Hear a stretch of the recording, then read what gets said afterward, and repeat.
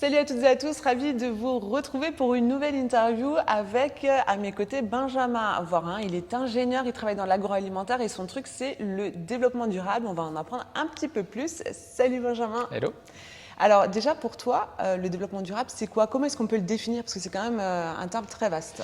C'est très vaste et très nébuleux. Globalement, le développement durable, c'est arriver à créer, produire de la valeur, que ce soit un produit ou un service, sans dégrader son environnement. Et par environnement, je parle effectivement de la planète, mais également des hommes et des femmes qui la peuplent, ou également des animaux, enfin l'ensemble des espèces.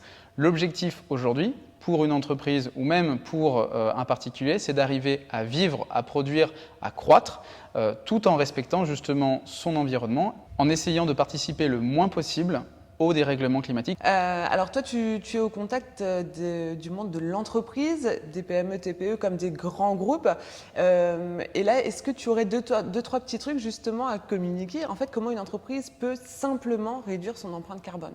Alors ça peut être très difficile de le faire. Ouais. Alors de manière très schématique, il y a 4 grosses étapes pour une entreprise. La première, c'est de mesurer son impact. Il y a énormément d'outils aujourd'hui, notamment le bilan carbone. Donc l'objectif, c'est de connaître ses impacts, de connaître ses émissions, de connaître ses impacts, alors oui, sur le climat, mais surtout sur la biodiversité, son empreinte également sur la justice ou l'injustice sociale sur l'ensemble de sa chaîne de valeur, pas que au niveau de sa transformation et de son périmètre, mais vraiment à l'ensemble de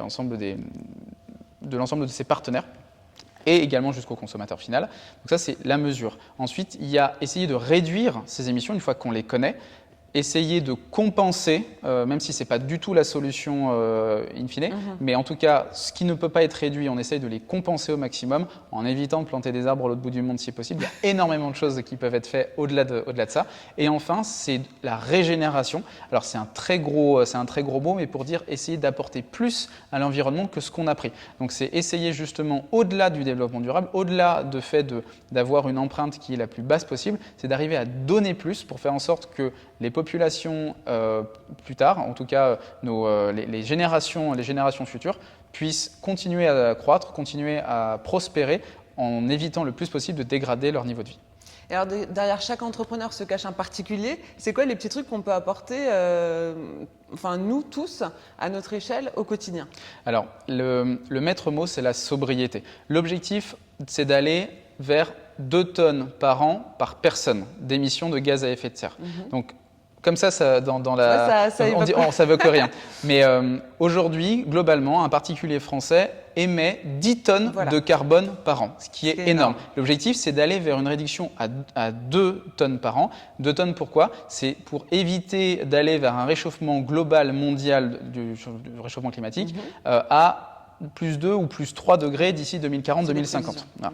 Et c'est pas météo et climat, c'est différent. Donc plus 3 ou 4 degrés, c'est pas plus 3 ou 4 degrés dans ton jardin, c'est plus 3 ou 4 degrés à l'échelle du globe. Donc ça veut dire, là où il 45. Fait très chaud, il va faire encore plus chaud. Exactement. Et là où il fait froid, il va faire encore plus froid et tout va être justement très problématique. Donc à l'échelle d'un particulier, l'objectif, c'est vraiment la sobriété. Et la sobriété sur l'ensemble des périmètres, l'ensemble encore une fois, des secteurs. Ça peut être par exemple sur l'alimentation, manger moins de viande, manger plus de végétal pour avoir un ratio de 85% de calories végétales pour 15% de calories animales. En plus de ça, c'est meilleur pour ta santé et c'est moins cher, donc c'est tout bénef. Sur le côté des transports, éviter le plus possible de prendre sa voiture, surtout pour des trajets courts.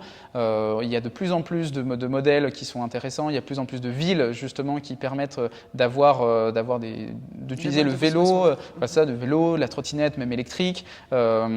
Dans les milieux plus ruraux, c'est un peu plus compliqué. Oui. Mais privilégier du coup le covoiturage et ou essayer d'acheter une voiture électrique. En France, le mix énergétique fait que c'est plus intéressant de rouler à l'électrique qu'au thermique. En Allemagne, ils roulent encore au charbon, donc c'est pas la même chose. Mais en France, on peut le faire. Et éviter également le plus possible d'utiliser l'avion. Un aller-retour Paris-New York, c'est 2 tonnes de carbone qui sont émises par personne. Donc finalement, on a atteint notre quota de l'année. Énormément de personnes prennent l'avion pour des trajets qui sont nationaux. Donc par exemple, il y a encore un avion qui fait Paris-Strasbourg ou Paris-Rennes. Quand aujourd'hui, le train est beaucoup plus confortable, beaucoup moins émetteur de gaz à effet de serre et surtout beaucoup plus rapide. Donc c'est un non-sens. Sur la partie mode, par exemple, là, c'est également faire preuve de sobriété. On n'est pas obligé de s'acheter tous les 2 mois ou 3 mois les nouveaux vêtements, les nouvelles collections de la fast fashion. Donc il y a énormément de marques de la fast fashion, quasiment toutes, qui sont à boycotter, ou en tout cas essayer de faire en sorte que ces vêtements durent le plus longtemps dans le temps possible. Privilégier également la seconde main. Qui est très en vogue aujourd'hui d'ailleurs. Exactement, les fripes, des applis également, Vinted par exemple. Mais l'objectif, c'est pas de plus acheter, c'est toujours de réduire. Et ensuite, ce qu'on veut quand même acheter, parce que c'est intéressant, enfin, c'est quand même cool de s'habiller en fonction des occasions, il n'y a pas de souci. Mais c'est de privilégier justement la seconde main et faire en sorte de garder ses vêtements le plus longtemps possible. Et enfin, peut-être sur la partie logement, c'est éviter de climatiser à outrance, éviter de chauffer plus que outre mesure. Donc typiquement un chiffre très révélateur. Voilà, un chiffre révélateur. Qui va nous parler. Un chiffre qui va parler à tout le monde. Si on baisse d'1 degré, donc par exemple son chauffage l'hiver de 20 à 19 degrés, c'est 7% en fait d'émissions en moins par rapport à sa facture globale, que ce soit une facture électrique, donc en argent, mais également une facture sur le côté climat en CO2. C'est bon pour la planète, c'est bon pour son portefeuille à la fin du mois. Il faut juste mettre un pull et ça suffit.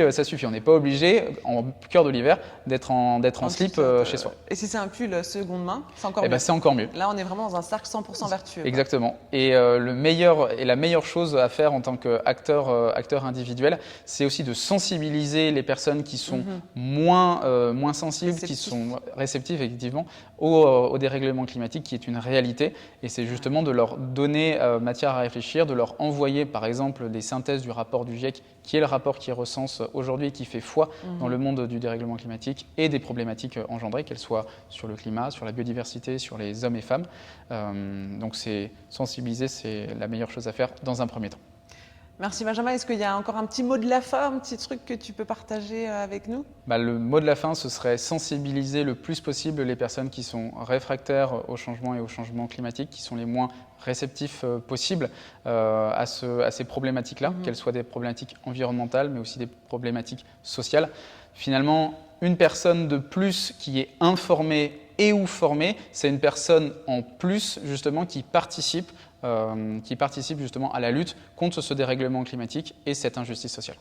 Merci beaucoup Benjamin. Merci. Donc les repas de famille, maintenant on va les tourner autour de la sensibilisation sur notre environnement. L'ancien tonton raciste, voilà.